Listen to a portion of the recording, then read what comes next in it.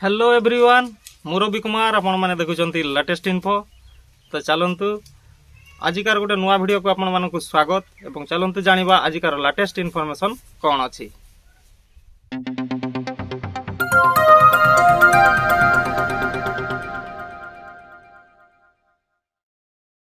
2023-24 आर्थिक वर्ष पई उपस्थापित होइथिबा केंद्र बजेट रे पैन कार्ड को नहीं बड़ घोषणा करिसेंती अर्थमंत्री निर्मला सीतारमण। अर्थमंत्री घोषणा अनुसार वर्तमान पैन कार्ड एक परिचय पत्र भाव में समग्र देश में वैध हेबो। वर्तमान केवाईसी प्रक्रिया संपूर्ण करने पई आधार कार्ड आवश्यक हेबो नहीं।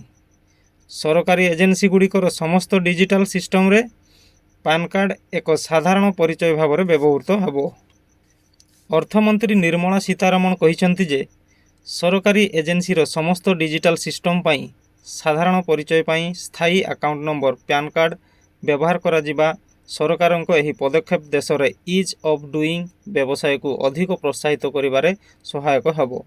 पैन कार्ड हेउची एक 10 अंक विशिष्ट वर्णमाला संख्या जहाँ आयकर विभाग द्वारा एक व्यक्ति फार्म किंबा संस्था को आवंटित होता है। यह सहित से यह मध्य कहिसेंती जे जदि एमएसएमई चुक्तिनामा कार्यकारी करिबारे विफल हुए तेबे विवाद से विश्व योजनार एक अंश भाव में 95% प्रदर्शन सुरक्षा क्षुद्र व्यवसाय को फेराई दियाजिबो। विभेद से विश्व स्कीम विवादीय टैक्स रो 100% एवं विवादीय जरिमाना किंबा शुद्ध किंबा शुल्कर 25% देय उपर एक मूल्यांकन किंबा पुनः मूल्यांकन आदेश संबंध में विवादीय टैक्स शुद्ध जरिमाना किंबा देय प्रदान पई व्यवस्था करि थाए। तो ये थिला आजिकार छोटिया इनफॉरमेशन आपण मानक केमती लागिला निश्चय कमेंट करके जनइबे।